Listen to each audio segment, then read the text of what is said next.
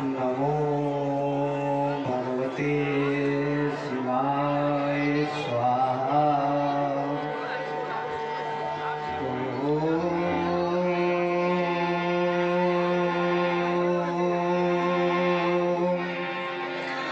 नमो भगवते शिवाय स्वाहा।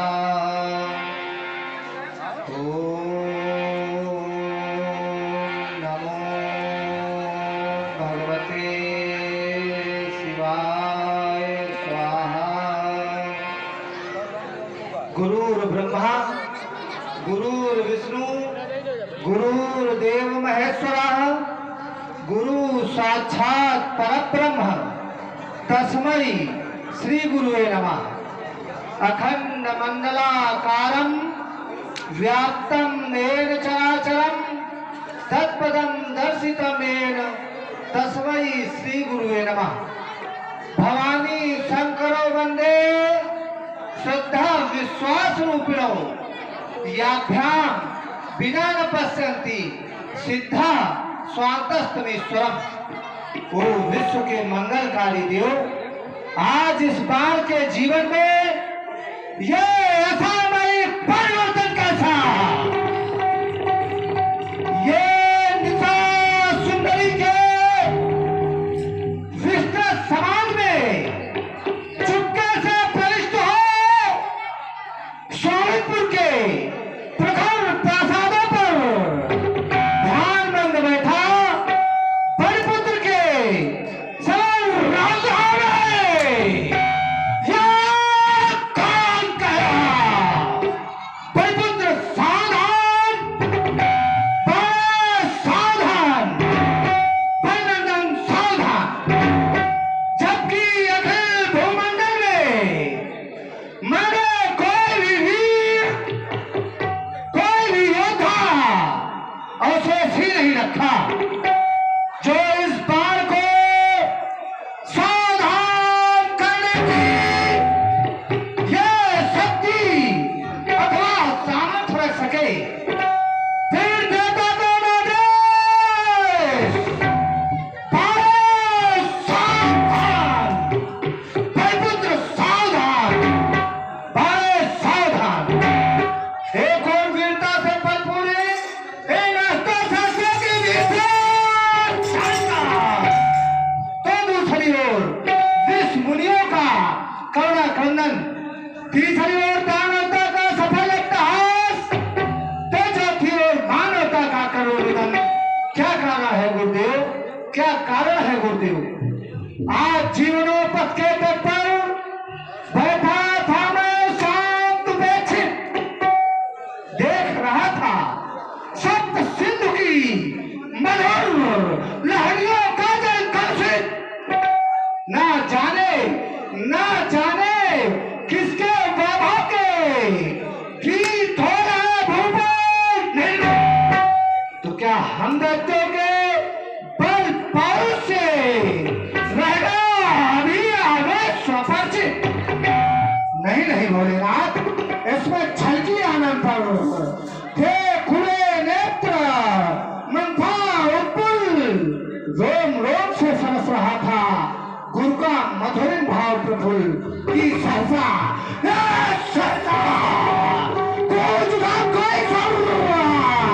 कोई जिससे काफी दसों दिखाए थे जैसे टूटे नजर सिखाए। उनमें उठता जोर सा ये प्रज्ञा पर नजर भटक रही, जो भाव वेद से दूरना होकर ये वच छेड़ना हो रही। ये सहना गगन दिशाएं काफी, डोल उठा धरती का लाट, सिहर उठा चलित हिमालय। तो क्या हुआ कहीं पर बच जाता? ये बारिश विशाल भी तरफ तरफ पर क्यों उठा रहा है नशा? आज के सुरक्षांत भोग पर कौन बाण को रहा पुकार, कौन बाण को रहा पुकार, कौन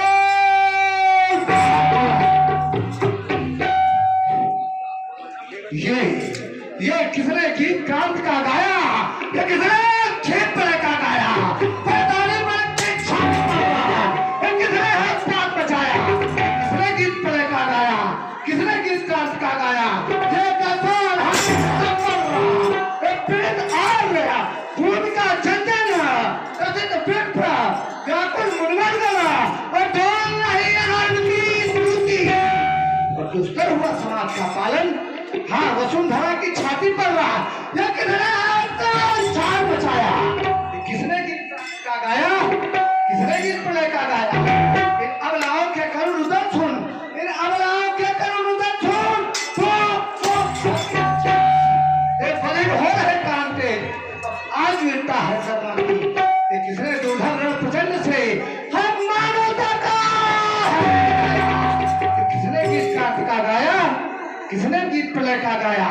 इस संघर्षों के सिर पार कर और तन रक्त के सिंधु कर रहा से भी लूंगा सब अपने अधिकार छीन कर और अत्याचारी सावधान।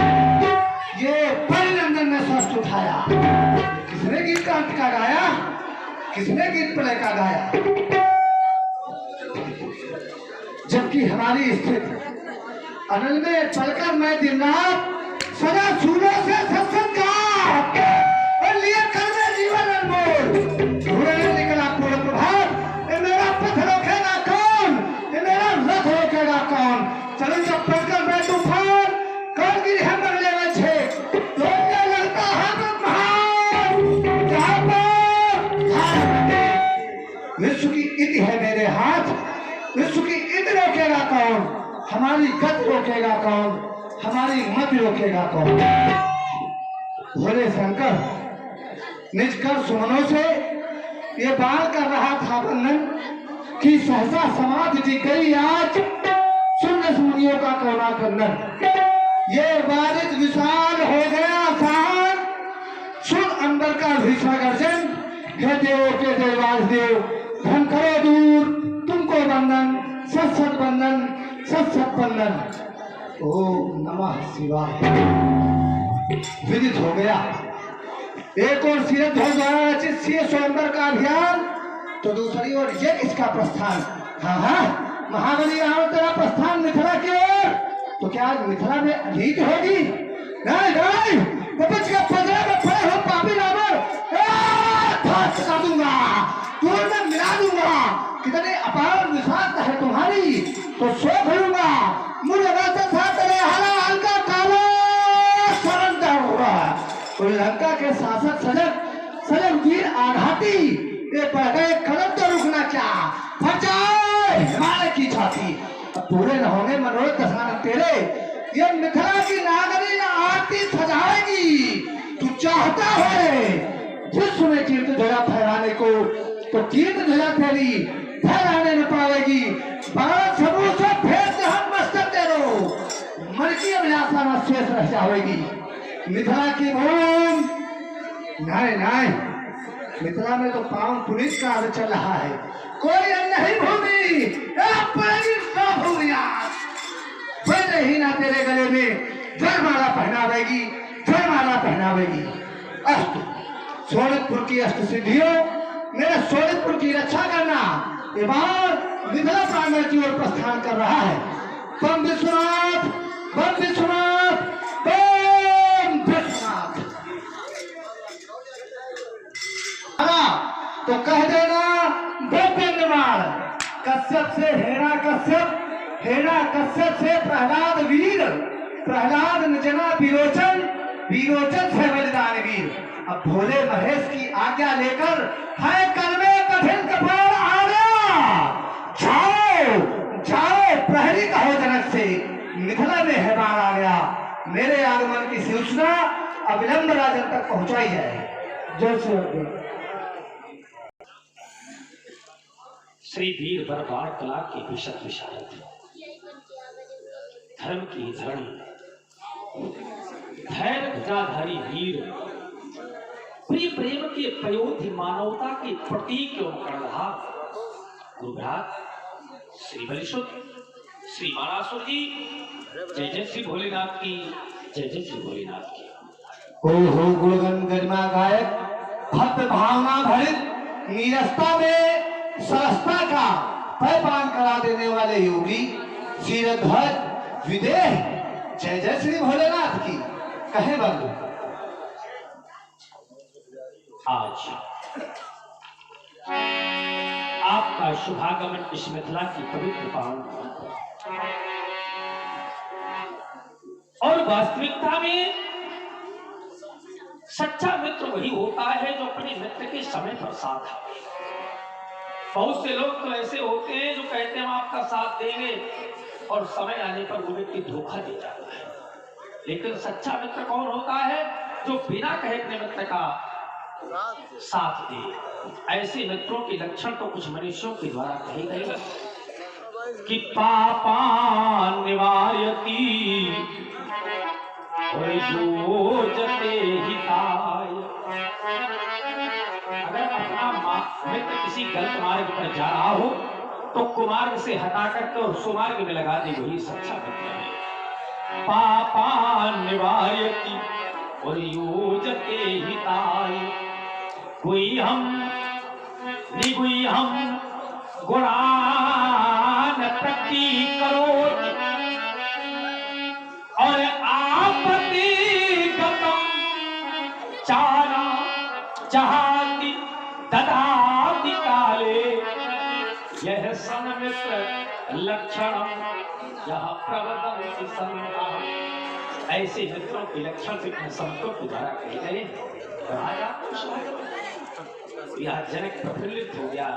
जनक का हृदय कहने के लिए बात हो रहा है कि स्वागत है प्रिय बंधु तुम्हारा।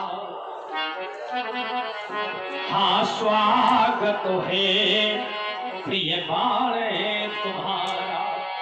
लेकिन कितने में अंतःकरण को संतुलन नहीं मिल रही, तो चाहता हूं कि आओ आओ सुहृद बंधु भर और गले मिले हम हर साकर। और देखो ना यह रोम रोम पुलकाए मानो। इस मम प्रांगण में आकर तो अंग अंग में और नौ तरंग में वो भरे लाई उमंग धारा। अहो गुरुभ्रात बलिनंदन यह स्वागत बंधु तुम्हारा। हाँ स्वागती बंधु तुम्हारा। हाँ स्वागत बंधु तुम्हारा। सुन रहे हैं जनक जी के द्वारा श्री मानस जी का स्वागत किया जा रहा है। मधुरिमा अगर कंठ में न होती तो शब्द विस्पान बन गया होता, और वेदना वेदना अगर हृदय में न होती तो हृदय पाषाण बन गया होता, और वासना वासना अगर प्रेम को न छलती, या यूं कह दूं वासना अगर प्रेम में न होती तो प्रेम वरदान बन गया होता, और याचना याचना अगर भक्त में न होती तो ये भक्त भगवान बन गया होता। बंधु सुने, आपके वचनों को मैंने सुना और सुनकर मैं विचार करने लगा कि जनक तुम्हारा मंगलमय जीवन बन जावे मानवता का उद्घोष, साधना पंथ चले निर्वाध, ज्ञान का होवे अक्षय कोश। मिथिला का ये स्वर्णिम रूप जिसे लगकर वो स्वर्ग महान, नमित धूमिल सा वैभवहीन, मलिन सा लगता है दिनमान, किंतु ये क्या आज कुछ चिंतित दिखाई दे रहे हैं आप। ये चिंतन दर्शन का द्वैत भाव, कूटस्थ ब्रह्म का सूक्ष्म रूप प्रत्यक्ष हुआ तुमसे आकर। तुम धन्य धन्य मिथिलेश भूप। ये मैथिल समाज यहाँ पर एकत्रित है। यहाँ देश देख रहा हूँ, देश देशांतर के नेपाल भोपाल महिपाल सभी यहाँ उपस्थित हैं, और आपके प्रण को सुनकर ही ये सब यहाँ उपस्थित हुए।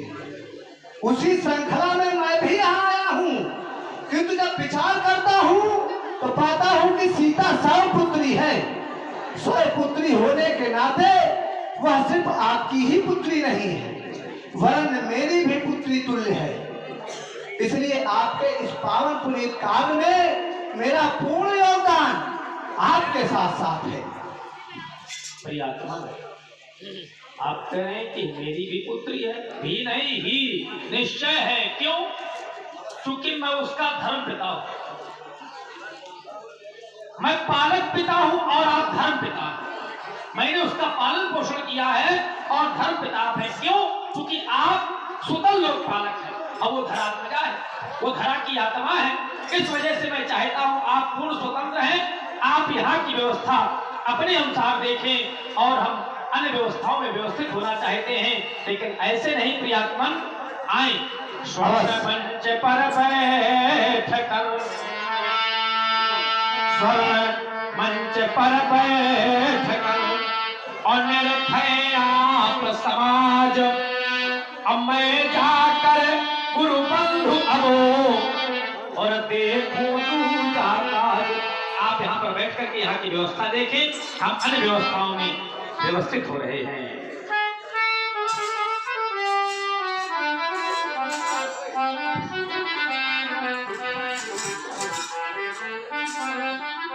आने में काफी हूँ, बहुत गौर से सुनना मुझे सुनने वालों, बहुत गौर से सुनना मुझे सुनने वालों। मैं सुनाने के लिए पूरी रात अकेला ही काफी हूँ।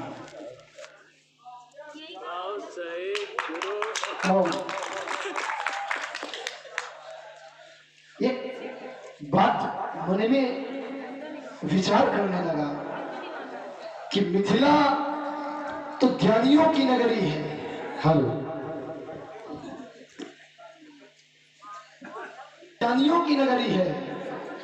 और कहा भी गया है इसके संकच्छ में कि पूर्ण नर नारी सुभग सुचिसंता धर्मशील ज्ञानी गुणवंता। और जब यहाँ आया राजा जनक के सभा में तो देखा ऐसा नहीं, यहाँ कुछ अनुचित कृत्य हो रहा है। मैंने विचार किया, क्योंकि एक शुक्ल यजुर्वेद में एक ऋचा है। शुक्ल यजुर्वेद में एक ऋचा है कि कन्या किस किस को देनी चाहिए। तो बताया गया, नाति दूरे नाति तीरे ना बले ना अति दुर्बले व्रतहीने मूर्खेचा खट सुकन्या न दिए। कौन कौन? नाति दूरे ना अधिक दूर, नाति तीरे ना अधिक पास, ना बले ना अधिक बलवान को, ना अति दुर्बले ना अधिक दुर्बल को, व्रतहीने यानी चरित्रहीन को, मूर्खेचा मूर्ख को, खट सुकन्या न दिए थे। इन 6 लोगों को कन्या नहीं देनी चाहिए। लेकिन यहाँ ये विश्व में 2 ही पूजनी है, इमे तो धनसी श्रेष्ठ दिव्य लोकादि पूजते। और जो इन्हें तोड़ेगा वो इनसे भी पूजनी, अधिक बलवान से भी अधिक बलवान।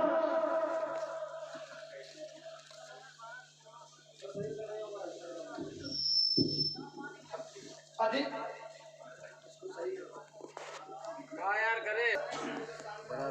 और जिन जिन लोगों ने अधिक बलवान के साथ पुत्री का विवाह किया तो वो पुत्रियां ना घर की रही ना घाट की। उदाहरण स्वरूप त्वष्टा की पुत्री संज्ञा जो सूर्य को ब्याही गई। सूर्य अधिक तेजवान थे। कुछ समय पश्चात वह पुत्री सूर्य का तेज न सहन कर सकी और अपने पिता के यहाँ आई। पिता से कहा, पिताजी मैं तेज न सहन कर पा रही हूं। पिता ने भी उसे अंदर नहीं आने दिया। बोले, कि तुम बिना बताए आई हो, जबकि उसने पति की सेवा के लिए अपनी छाया को वहां छोड़ दिया था। तुम बिना बताए आई हो तो तुम्हारा स्थान पिता के घर नहीं और वो जंगल में चली गई है, अपना जीवन यापन अश्विनी के रूप में करने लगी है, न घर की रही न घाट की।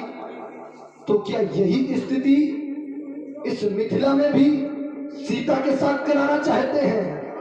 ये प्रचिन्न है मानवता के रक्षकों पर, ये प्रचिन्न है मानवता के दुहाई देने वालों पर, ये प्रचिन्न है मानवता के ठेकेदारों पर। अब तो मैं कहने के लिए विवश कि नए मकानों में चीजें पुरानी कौन रखता है? नए मकानों में चीजें पुरानी कौन रखता है?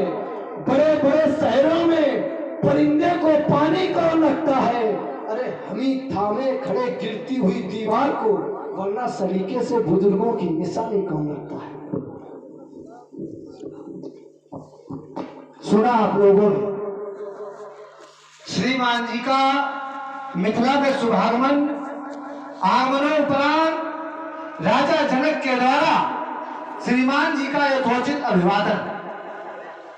प्रभावित हुए श्रीमान जी, शुभाशीष प्रदान किया, चले गए जनक जी और रावण जी के स्वभाव में एकाएक परिवर्तन के साथ साथ श्रीमान जी का राजा जनक पर सीधा सीधा आरोप कि राजा जनक के द्वारा यहां पर अनुचित कार्य किया जा रहा है। अनुचित कार्य क्या किया जा रहा है? श्रीमान जी के शब्दों में श्रीमान जी के द्वारा कहा गया, शुक्ल यजुर्वेद की एक ऋचा, ना विदूरे ना तितीरे ना बले ना दुर्बले वृत्तिहीने मूर्खे चा खर सुकन्या न दिए। श्रीमान जी के दृष्टि में अनुचित कार्य यह है कि राजा जनक के द्वारा पुत्री का विवाह इस नियमावली के आधार पर नहीं किया जा रहा है। तो चलते हैं, श्रीमान जी से मिलते हैं और समझाने का पूर्ण प्रयास करते हैं। और ऐसा मेरा मानना है कि मेरे गुरुबंधु हुए, मेरी बात इनके समझ में अवश्य आएगी। ओ दशक यु दशानंद स्कंध केकसी नंदन कंचन नगरी सम्राट विश्व के वैभवशाली सम्राट श्री रावण जी, जय जय श्री भोलेनाथ की। हाँ, बलनंदन बल सुमन शोणितपुराधीश महाकाल मार, जय जय महाकाल की। श्रीमान जी कहे, मैंने आपके वचनों को सुना, सुनकर मैं विचार करने लगा कि आपके द्वारा जो ऋचा पढ़ी जा रही है उसमें थोड़ा संशोधन करने की आवश्यकता है। जो आप शुक्ल यजुर्वेद की ऋचा बता रहे हैं वह ऋचा सामान्य विवाह पद्धति के अंतर्गत आती है। अगर कोई सामान्य विवाह हो रहा हो तो वहां पर इस ऋचा का अनुसरण करना आवश्यक है। ना तीरे ना दूरे ना बले ना दुर्बले वृत्तिहीने मूर्खे चा खर सुकन्या न दिए। किंतु यहाँ पर क्या हो रहा है? यहाँ पर हो रहा है श्रीमान जी स्वयंवर, चूंकि ग्रंथ प्रमाणित करता है सी स्वयंवर देखी जाई ईश काढ़ो दे राई। ये सीता का स्वयंवर है और जब हो रहा है स्वयंवर तो नियमावली आप सामान्य विवाह की कैसे अनुपालन में ला सकते हैं? स्वयंवर की विधा के अनुकूल ही चलना होगा। इसलिए आप जो यहाँ नियमावली लगा रहे हैं यह उचित नहीं है। दूसरी बात, आपने अपने शब्दों में एक श्लोक ग्रंथ का ही प्रमाणित कहा, इमे दो धनुषी श्रेष्ठे दिव्य लोका विपूजते धड़ी बलवती मुख्य सुगति विश्वकर्मा। आपके द्वारा कहा गया कि यह दिव्य है। दिव्य अर्थात पारलौकिक, अलौकिक, ठीक है। सीता क्या है? सीता क्या है? सीता क्या कोई सामान्य कन्या है? सीता भी अयोनिजा है, सीता भी दिव्य है। तो दिव्य के लिए वर कैसा होना चाहिए?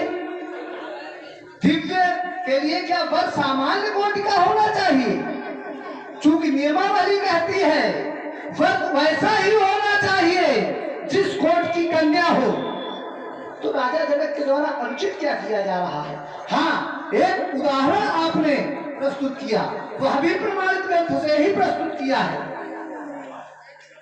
कि त्वष्टा के द्वारा संज्ञा का विवाह सूर्य के साथ, तो त्वष्टा के द्वारा अनुचित क्या किया गया है?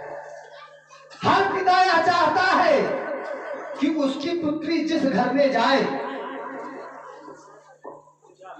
उसका पति कैसा हो। पुत्री चाहती है रूपवान पति, तेजवान पति। माता चाहती है धनवान हो, उसका दामाद धनवान हो। पिता चाहता है कुलवान हो। ये नियमावली कहती है। उसके आधार पर त्वष्टा ने विवाह किया।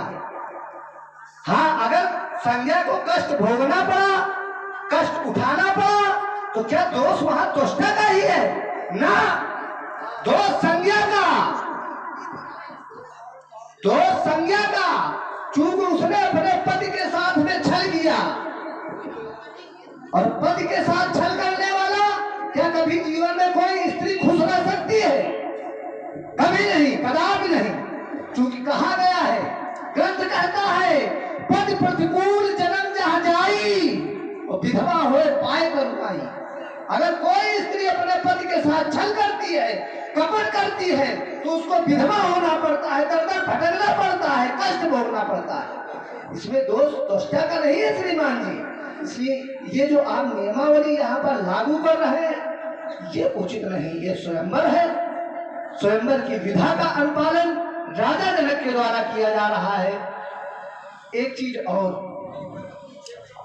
पक्षी समझते हैं चमन बदला है, समझते हैं सितारे की गगन बदला है। कह रही है शमशान की खामोशी, है लाश तो वही, सिर्फ कफन बदला है। नहीं, जहां से आपने छोड़ा मैं वहीं से जोड़ रहा हूं। अवश्य नजर को बदलो तो नजारे बदल जाएंगे, सोच को बदलो तो सितारे बदल जाएंगे। कश्तियों को बदलने से कुछ नहीं होगा, दिशा से बदलो तो किनारे बदल जाएंगे। बताया गया कि धरती वही पुरानी, आकाश भी वही है, वही चांद सूरज, बदलाव कुछ नहीं है। बदले नहीं नजारे, सिर्फ नजरें बदल गई हैं। जहां से आपने छोड़ा था मैं वहीं से शुरू हो रहा हूं। आपने सीधा सीधा त्वष्टा के ऊपर आरोप लगाया, संज्ञा के ऊपर, कि संज्ञा का दोष नहीं है। पाणी के संस्कार पिता करे, और यदि कष्ट पुत्री को भोगना पड़े तो उसमें पुत्री का क्या दोष? वहां स्वयंवर त्वष्टा ने किया था। बोले सबसे तेजवान कौन? बोले सूर्य। तो ये तो पिता ने ही चयन किया था। हाँ, हर एक पिता चाहता है कि मेरी पुत्री खुश रहे। अरे मेरा दामाद हमसे 21 हो कि विश्व से परे हो, जितनी हमारी सामर्थ्य है उससे ज्यादा हो, अच्छे से रहे। कि कोई एक ये भी विधा है कि वो विश्व पूजनीय हो, विश्व वंदनीय हो, नहीं। और दूसरी बात, आपने कहा कि सामान्य और असामान्य, हमारे ये समझ में नहीं आ रहा है कि क्या सामान्य है और क्या असामान्य है। क्या सामान्य है, क्या असामान्य है, असामान्य कौन है? तुमने कहा कि सीता अलौकिक है, अजगर भी अलौकिक है, इसका जो पति होगा वो भी अलौकिक। तो ये अलौकिक कौन है? दूसरी बात, यदि अगर ये सब अलौकिक है तो ये सब आडंबर लौकिक जगत में क्यों? सीता लौकिक, अजगर लौकिक, जो इसे तोड़ेगा वो भी अलौकिक, तो ये ऋचा लौकिक जगत में क्यों? और सामान्य असामान्य, पहले तो रावण के लिए सभी ही सामान्य है, कोई असामान्य नहीं। असामान्य कौन है? सीता सामान्य है। जहां आप दूसरी बात संज्ञा को दोष दे रहे हो कि जो पत्नी अपने पति के विपरीत चलेगी वो विधवा होगी। मैं शास्त्र सम्मत बात को स्वीकार करता हूं, हृदय से बताना ईमानदारी से, क्या वहां संज्ञा ने पति के साथ छल किया था? किसी के प्राणों पर आघात पहुंचे, उससे तेज नहीं सहन हो रहा था सूर्य का, तब भी उसने अपने पति की सेवा के लिए अपनी छाया को छोड़ा। इसमें क्या छल किया उसने?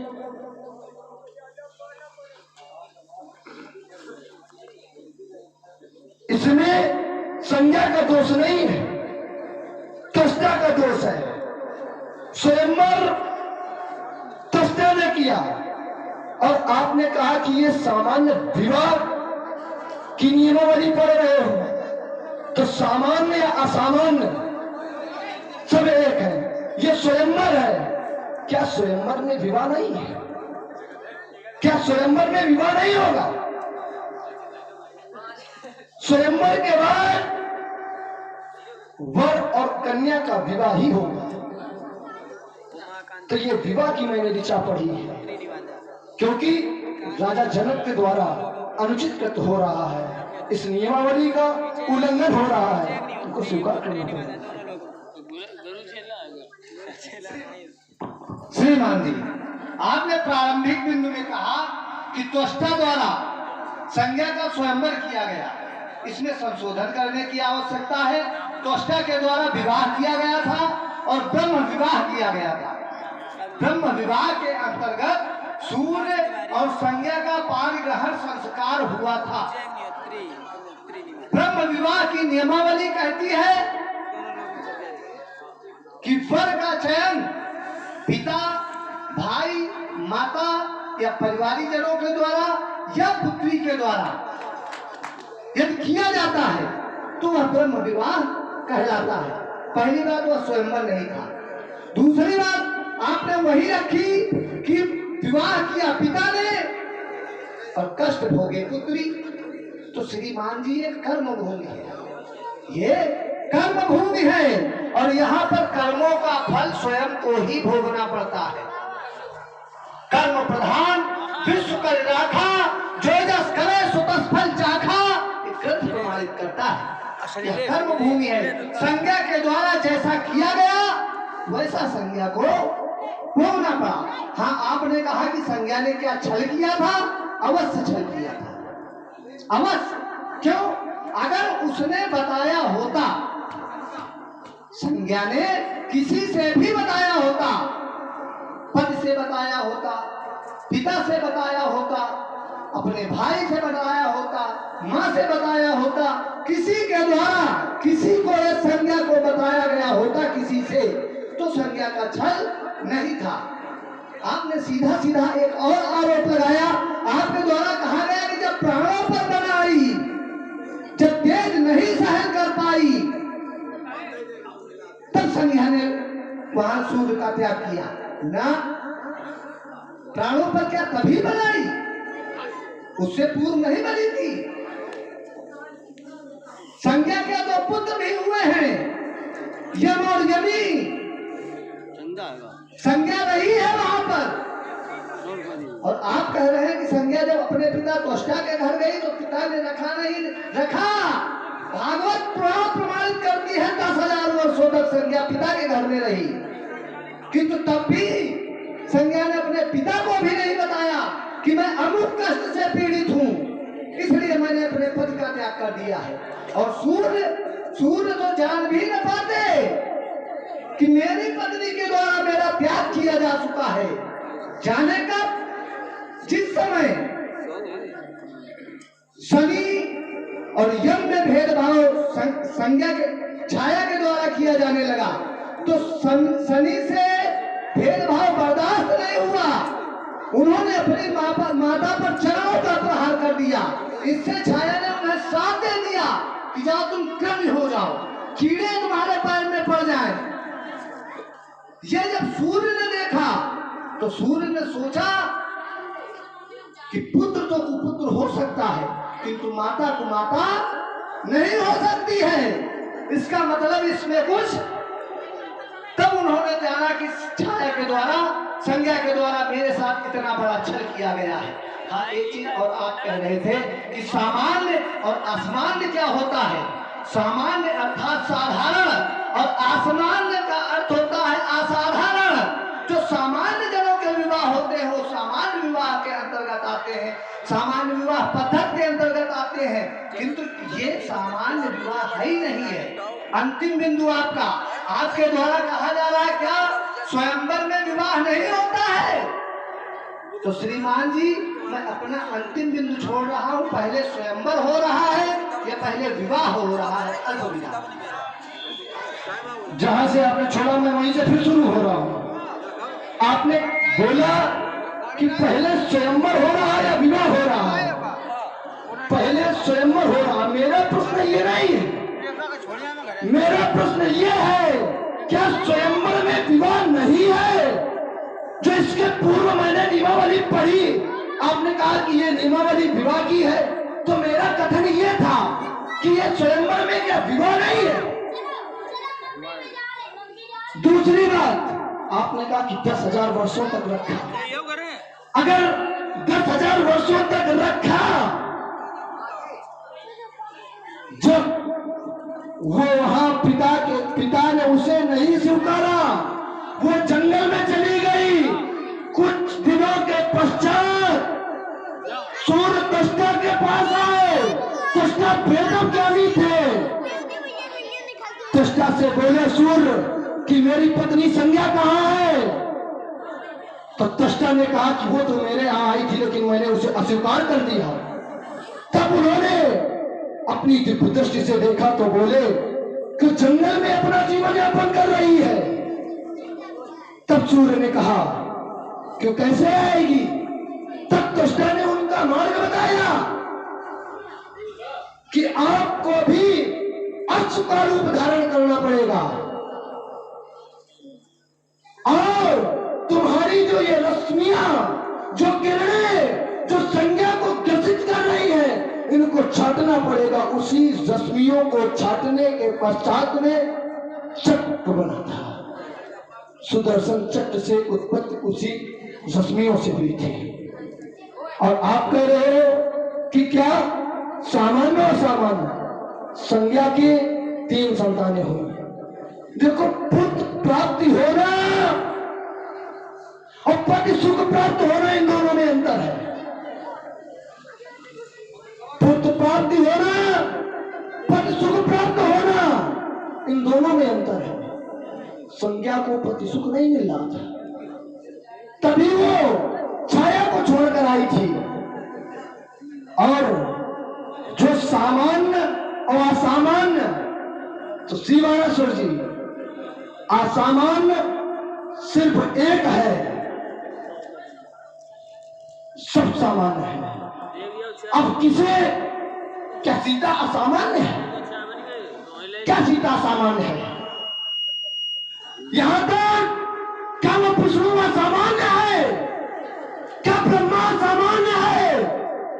क्या बाबा शंकर असामान्य है? नहीं, सब सामान्य है। सामान्य है, सब सामान्य। बाबा शंकर सामान्य है, सामान्य है। जय हो, जय हो। सामान्य है, असामान्य केवल है।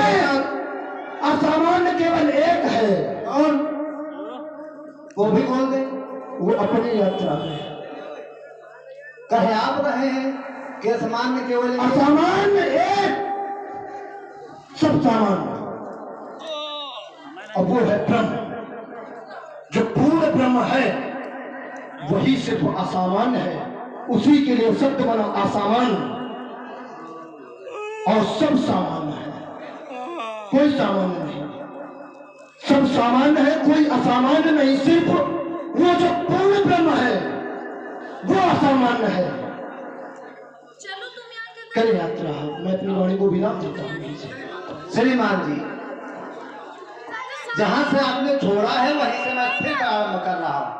आपके द्वारा कहा जा रहा है असामान्य सिर्फ एक है, मैं कह रहा हूं पारलौकिक सिर्फ एक है, वो है ब्रह्म सत्ता। लौकिक सभी हैं और अलौकिक 3 शक्तियां हैं, ब्रह्मा, विष्णु और महेश। ब्रह्मा लौकिक, देखिए यही लेना हाँ, लौकिक अलौकिक की बात है। सामान्य ये फसाने चलिए सबको का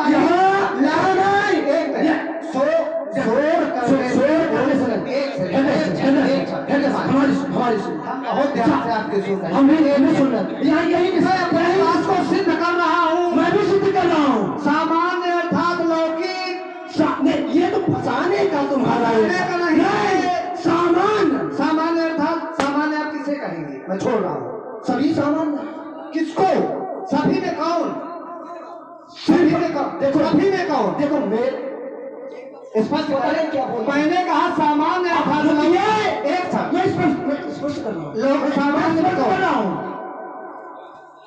मैंने कहा कि सामान्य सभी कौन, वही तो मैं भी पूछ रहा हूँ, सभी में कौन? असामान्य सिर्फ एक, और वो असामान्य कौन ये पूछो। असामान्य एक आप स्पष्ट कर चुके हैं, ब्रह्म। हाँ, और ब्रह्म के अलावा जो मैं कह रहा हूँ सामान्य कौन, मेरा बिंदु इस जगह पर है। सामान्य कौन? अगर आप मेरे बिंदु को नहीं मान रहे, मैं कह रहा हूँ सामान्य अर्थात लौकिक, आप उसे स्वीकार कर रहे हैं। सामान्य में कह रहे हैं सब, तो सामान्य में सब कौन? यहाँ आप या तो समझने का प्रयास नहीं कर रहे, मैं खुद समझ रहा हूँ। देखो तुम फंदा बना रहे हो। मैंने सामान्य और असामान्य की केवल 2 टिप्पणियां बोले। सामान्य कौन? मैंने कहा सामान्य सभी। असामान्य कौन? असामान्य सिर्फ एक है, वो ब्रह्म। और तुमने कहा था ये असामान्य विवाह हो रहा है। अच्छा, तो फिर ब्रह्मा विष्णु महेश इनको आप सामान्य स्वीकार कर रहे हैं? हाँ, कह दिया सामान्य। ब्रह्मा विष्णु महेश सामान्य है। हाँ, सामान्य। वो दिग्विजयी लंकाधीश्वर, तुम हृदय संतुलित करो। आज मानव समाज में आए हो तो मानवता सा व्यवहार करो, नैराश्यपूर्ण बैठे समाज में नवासा का संचार करो। ये सीता अपनी ही पुत्री है, इस पर वेदा के विचार करो। ये रह गई अगर कन्या कुंवारी तो उतर जाएगा सब पानी। मिथिला में आकर 10 कंधर मत करो यहाँ पर मनमानी, होने दो पुत्री का विवाह, मंडप मणिमय सजने दो।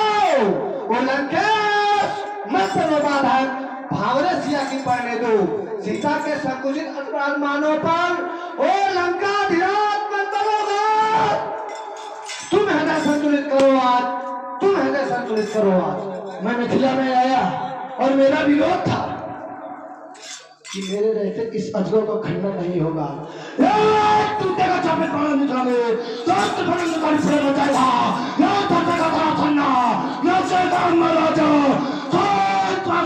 आ जाएगा जो चंडी लेकर सचनी है, उसमें भाग वंश का भाग फूट जाएगा।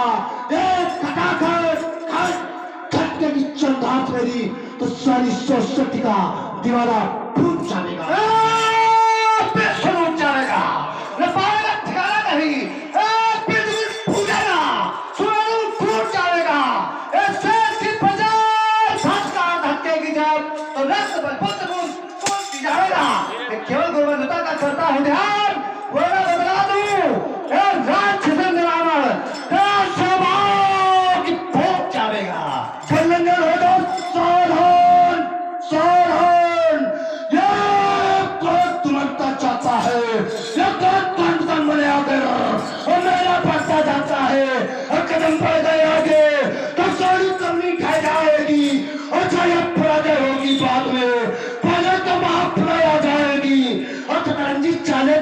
की आधा टाट फुला दूंगा।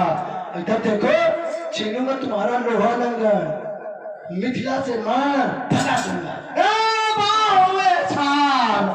विश्व कर दूंगा छाड़ छाड़, और मार छाड़ सकी सांस धूल में मिलाऊंगा। सप्त सिंधु एक में मिलाऊंगा। आवे से संकल्प लेकर तेरी रक्षा में एक भी न मानू, तुझे धूल में चढ़ाऊंगा। यादें समझाओगे तो बार बार आप तेरे वंश का अंत सुना बचाऊंगा। करूंगा नष्ट तेरे मस्तक पर काल बनकर मैं। अरे हल्का बड़ा प्यारा बनकर मैं तो खुद ही उठेंगे, खुदार शेष कांपेंगे। हिमालय वो धराशायी जब करूं युद्ध कर ले की खाए बड़ा तूफान भूतल पर करूंगा सत्य दिन कर काल काल लोथे गिराऊंगा फसला। एक पूजा समुद्र चीर मरवाने की भागने लगेगी। छोड़ने हाथ थप्पड़ ले, भूतों प्रेतों की जमातें टकराएंगी। डाकिनी शाकिनी पिशाचिनी और संगुल फैसले पर फैल जाएंगी। भागो कबिलाल, कहाँ से बदलाऊं सुल्तान को नाक कर गिराएंगी। दिल के तर्पण तुझे के पारे चले, क्या तुम निंदे तुम में तक आएगा। ए उठान तुझे तक तुम में मैंने थी दादा दादा पैसा तक फट जाएगा। साल करती चले ऊंचा सुपन टूटेंगे सितारे गगन प्रलय मच जाएगा। काजों तो पड़ेगा पैर फिर बहुत उठे, काजों तो सचमुच में चीजें फट जाएंगे। मारो हमका तो भैंस से फटने लगे। चक्कर में लगने से पहाड़ टकराएंगे। क्रोध में ज्वालामुखी, शांत में मलयागिरी, पक्के बहुत सारा जीव उखड़ाएंगे। कहीं होगा जिसका कान मेरा दिल तो मिथिला से भागने के लाने लग जाए। मिथिला में होगा बुरा हाल इस दस्तंग बड़े भिवानी का, और देखेगा संसार आज इस जवानी का। अगर अकेले डर लगता हो तो सुधर सूचना अभी पठा दो। नैना कश्यप भैराज बुला लो, बल्लंदन बलिबाग बुला लो। फिर मत कहना खबर नहीं थी। हाय हाय कुछ कर न सके इस लंकेश्वर विज्ञानी का। मरोगे मेरे हाथों बेटा, क्या होगा घरवाली का। ये खुलावत तुम करावार, यह खुलावत तुम करावार। फिर देखा जो जवानी का। और अगर अकेले डर लगता हो, अगर अकेले डर लगता हो तो लंका को तुम खबर करा दो। सुमेर हाथ को तुम बुला लो, कुंभकर्ण को भी जगवा लो। आ जाएगा अस्त्र शस्त्र को सही सजा लो, इससे इतिहास में धार धरा लो। ये फिर मत कहना खबर नहीं थी, इस परिनंदन को खबर नहीं थी। ये रोए मरेगी मात के कसी, हाँ बस करा बेबसी। ये कर न सका कुछ तेरा बेटा इस परिनंदन बलशाली का। तो जब मरोगे मेरे हाथों से तो क्या होगा। की कराल जल सम्मुख प्रगटा चुप्टों की चोरी चलता बहूंगा। काट के कपाट ठाट जुम्मों के ढेर हाथ में लगाऊंगा। योगिनी पिपासी को रक्त में पिलाऊंगा। ऐसी न करो तो सभा में पुकार करो, अस्त्र शस्त्र त्याग रण कहूंगा। क्या करोगे क्या नहीं करोगे। मौखिक वीरता का बखान आप बहुत कर चुके हैं। प्रामाणिकता के लिए चलो रखो वही कान बली बलिबंद, जो उठाए हर्षाए गए तोड़े धनुष चल।